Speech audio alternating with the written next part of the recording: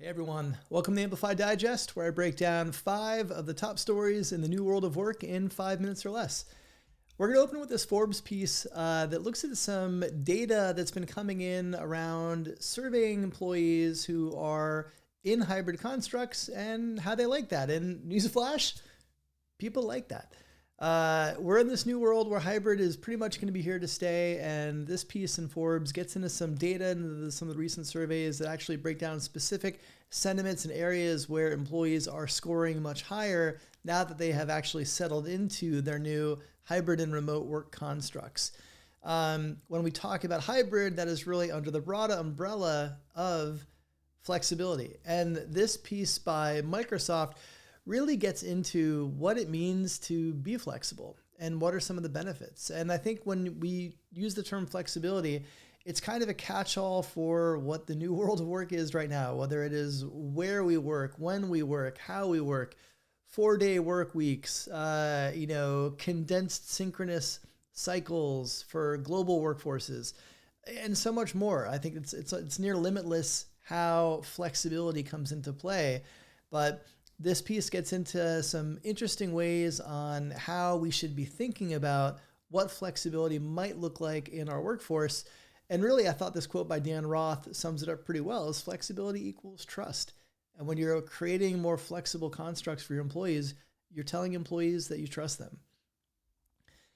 If you read one article in the world of work this week, it should be this piece in HBR.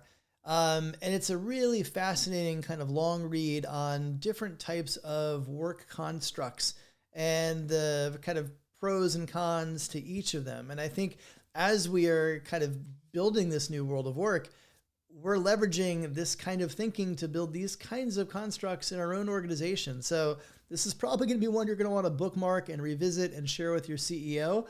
But definitely make some time for this article, spend some time with this article.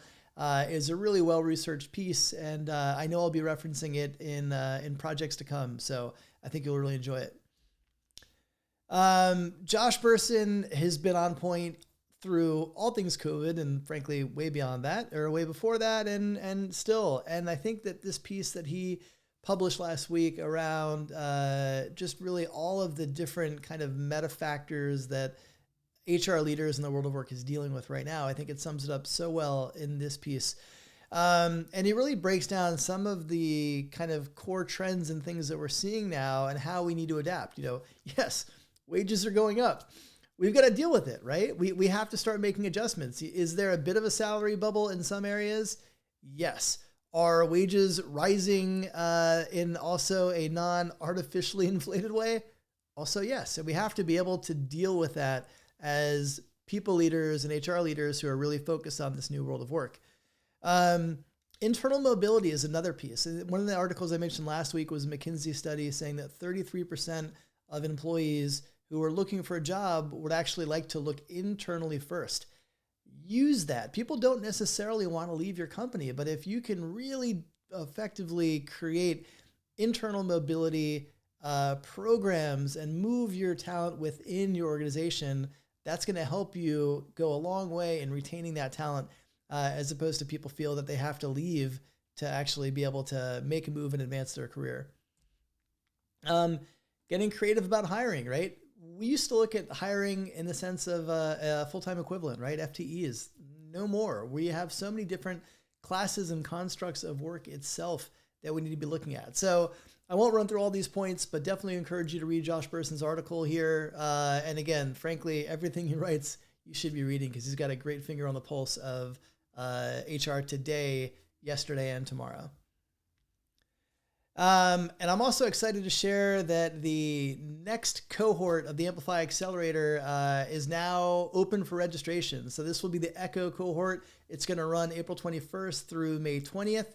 And if you register this week, there's a 33% off flash sale this week. It ends Sunday. So if you are interested in joining the Echo program, it's an incredible leadership development, learning, and global network building class and cohort and experience for HR leaders. So if this is something where you want to invest in yourself and your own development, I highly recommend you check that out. In the link, you'll find testimonials for past students, reviews, and everything else you need to know to realize that this is something you don't want to miss.